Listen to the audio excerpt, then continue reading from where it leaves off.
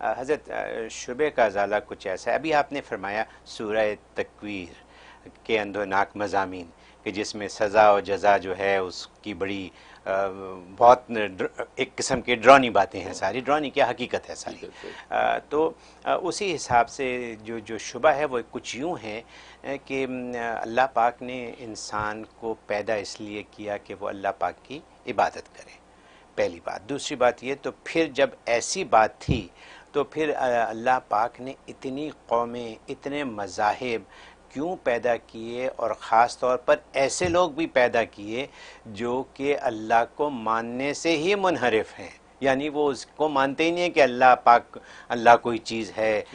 تو وہ یہی نہیں مانتے، یعنی وہ یہ نہیں مانتے کہ یہ آسمان اور یہ ہوا اور یہ پانی کس نے بنایا، وہ کوئی اور ہی ان کی ترتیب ہے اس بارے میں. تو سوال یہ ہے کہ یہ اتنا بڑا امتحان کیوں؟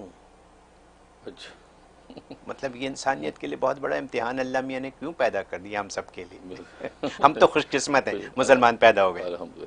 بقیہ ویڈیو دیکھنے سے پہلے ویڈیو کو لائک کریں، رحم ٹی وی چینل کو سبسکرائب کریں اور بیل آئیکن پر کلک کریں. شکریہ. یہ اچھا سوال ہے. جی، اصل میں یہ ہے کہ اللہ تبارک و تعالی نے یہ فرمایا کہ وما خلقت الجن والانس الا لیعبدون، کہ میں نے جنوں اور انسانوں کی تخلیق اس لیے کی ہے تاکہ وہ عبادت کریں. جی، یعنی میری عبادت کریں. جی. تو عبادت کریں کے اندر انسان کا اختیار شامل ہے کہ وہ عبادت کریں، مطلب اپنے اختیار سے کریں. اچھا. اگر اللہ یہ کہتا ہے کہ میں نے اس لیے پیدا کیا تاکہ میں ان سے عبادت کرواؤں، جی، تو پھر کوئی مائی کا لال ایسا نہیں تھا کہ جو عبادت نہ کرتا، جی، کیونکہ اس میں اللہ تبارک و تعالیٰ کا جو اختیار ظاہر ہوتا، وہاں اللہ کی قدرت ظاہر ہوتی.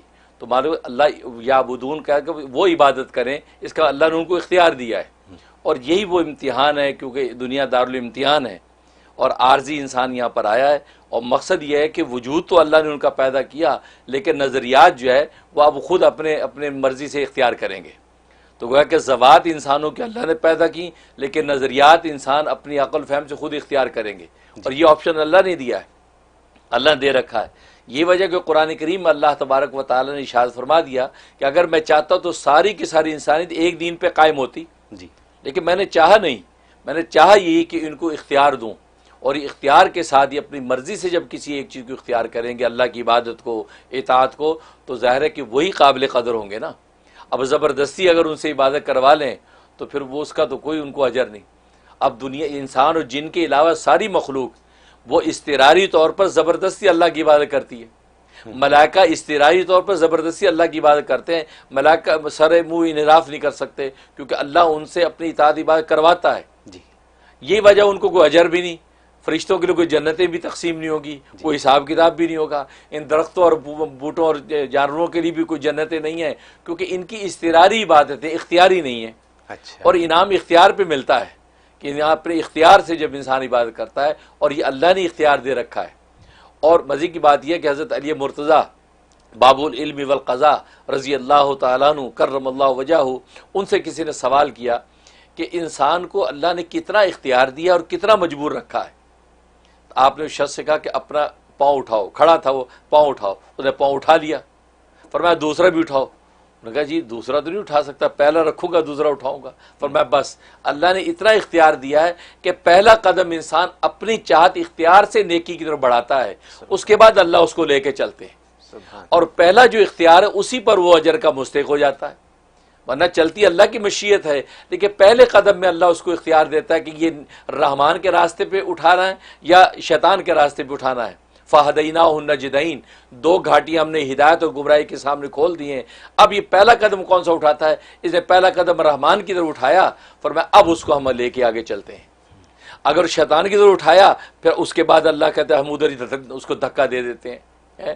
نولی ما تولی ونسلی جہنم وساعت مصیرا، ہم ادھر ہی پھیر دیتے ہیں جدھر وہ پھرتا ہے. لیکن پھرتا اللہ کی مشیت کے تحت، لیکن اختیار اللہ نے دیا ہے. اس لیے دنیا میں اللہ نے اختیار دے رکھے ہیں. اب لوگ پھر اپنے اختیار سے نظریات قائم کرتے ہیں.